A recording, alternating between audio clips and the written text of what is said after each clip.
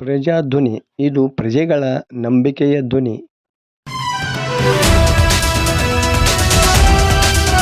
ಲಕ್ಷ್ಮೇಶ್ವರ ನಗರದ ಇತಿಹಾಸ ಪ್ರಸಿದ್ಧ ಧೂಪಿರಾಮ್ ದರ್ಗಾದ ಸುತ್ತಮುತ್ತಲಿನ ಅತಿಕ್ರಮಣವನ್ನು ಪುರಸಭೆ ಸಿಬ್ಬಂದಿ ಮಂಗಳವಾರ ತೆರವುಗೊಳಿಸಿದರು.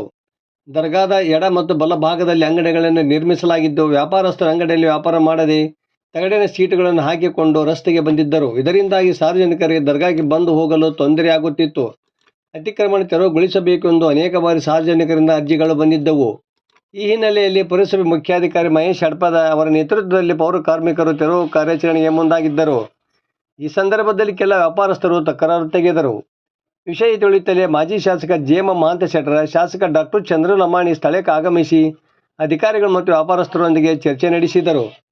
ಆಗ ಜೆ.ಎಂ. ಮಹಾಂತಶೆಟ್ಟರ್ ಅವರು ಸಾರ್ವಜನಿಕರಿಗೆ ತೊಂದರೆಯಾಗಿರುವ ಅತಿಕ್ರಮಣವನ್ನು ತೆರವುಗೊಳಿಸುವಂತೆ ಅಧಿಕಾರಿಗಳಿಗೆ ತಿಳಿಸಿದರು. ನಂತರ ಪೌರ ಕಾರ್ಮಿಕರು ಅತಿಕ್ರಮಣ ತೆರವುಗೊಳಿಸಿದರು.